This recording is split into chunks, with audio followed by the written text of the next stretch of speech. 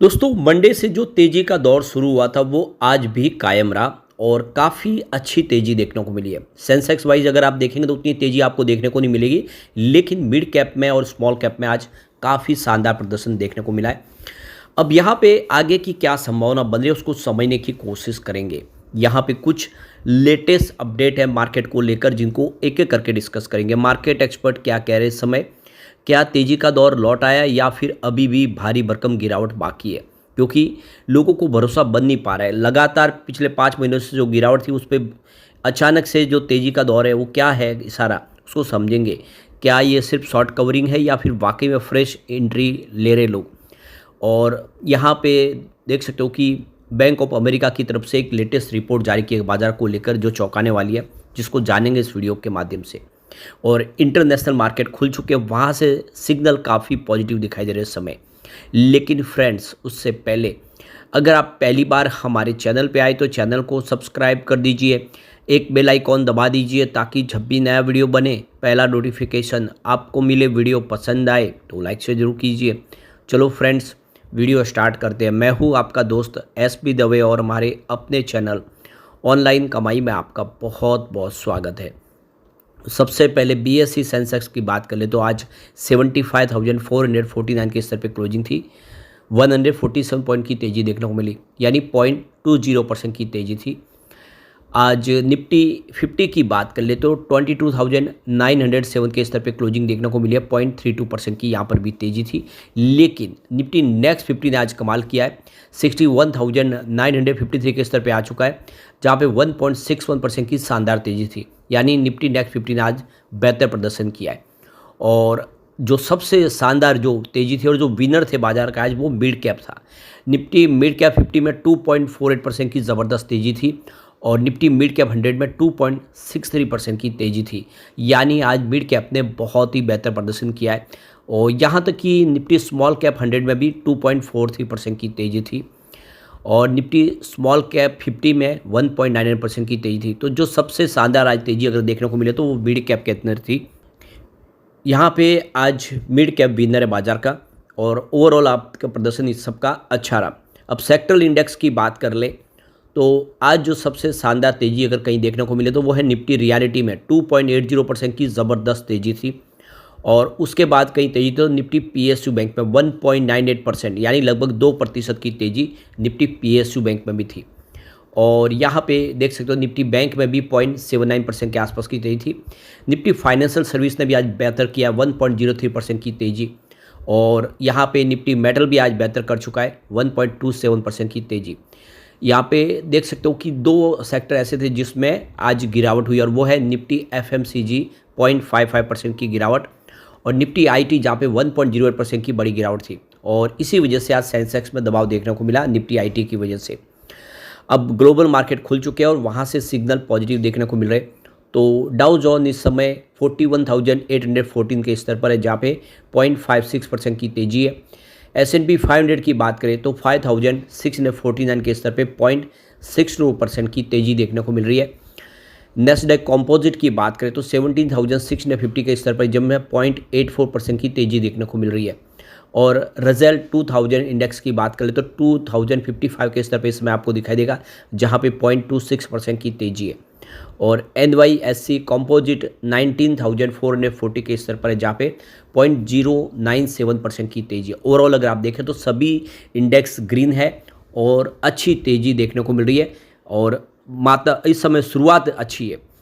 तो आज लगातार तीसरे दिन तेज़ी देखने को मिली मार्केट में और आज लगभग 5 लाख करोड़ का प्रॉफिट हुआ है निवेशकों को। तो देख सकते हो कि 3 दिन से यानी सोमवार से बाजार में तेज़ी का वातावरण बना हुआ है।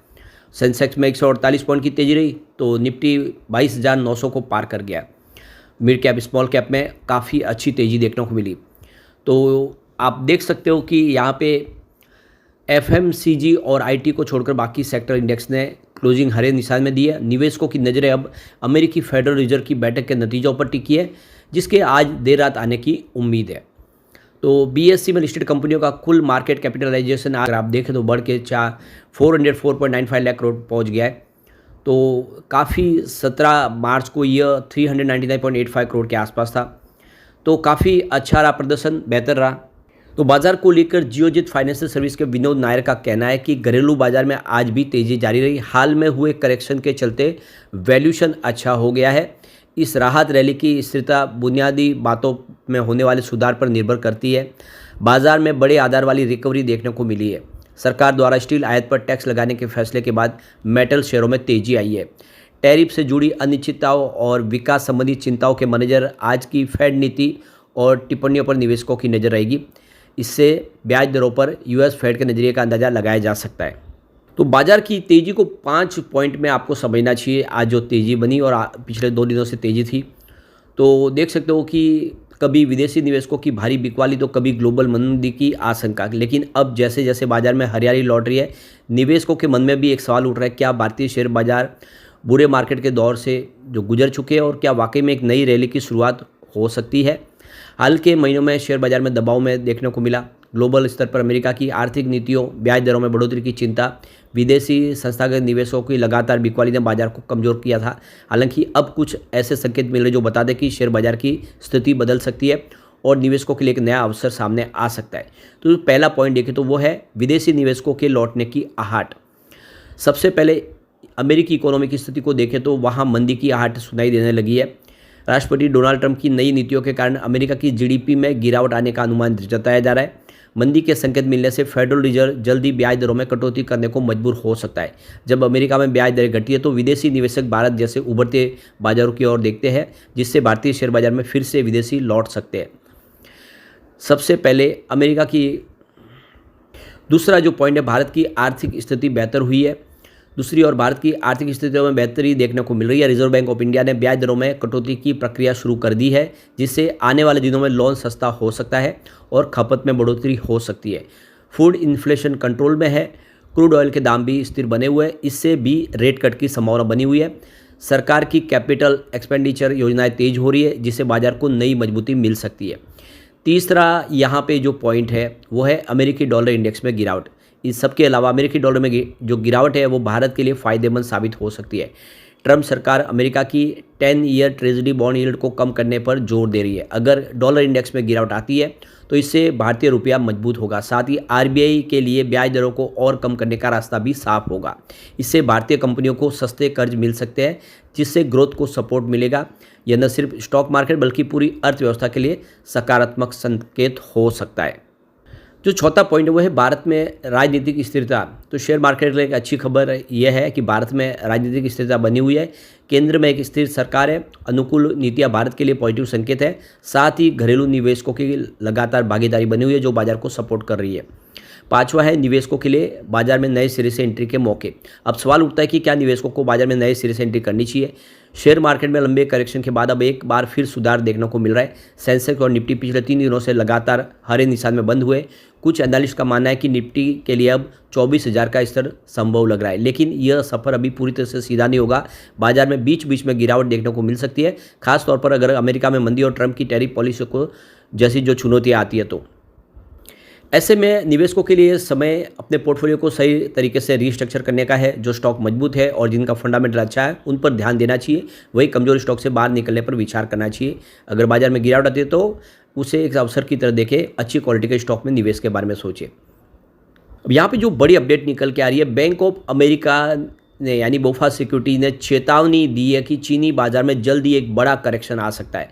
रिपोर्ट में एनालिस्ट का मानना है कि साल 2015 के बूम और बस्ट साइकिल की तरफ मौजूदा तेजी वैसे ही दिख रही है, यानी यहाँ पे एक अब करेक्शन की संभावना बन रही है। तो चीन के बाजार में 30% के आसपास की तेजी बनी है, लेकिन अब खतरा बरकरार है। तो यहाँ पे देखो कि चीनी साल बाजार में वैश्विक निवेशकों का उत्साह बढ़ा है, लेकिन बोफा की रिपोर्ट इस बुलिश ट्रेंड के बीच एक महत्वपूर्ण चेतावनी देती है। MSCI चाइना इंडेक्स इस साल अब तक 23% ऊपर है, लेकिन बाजार में करेक्शन की आशंका बनी हुई है।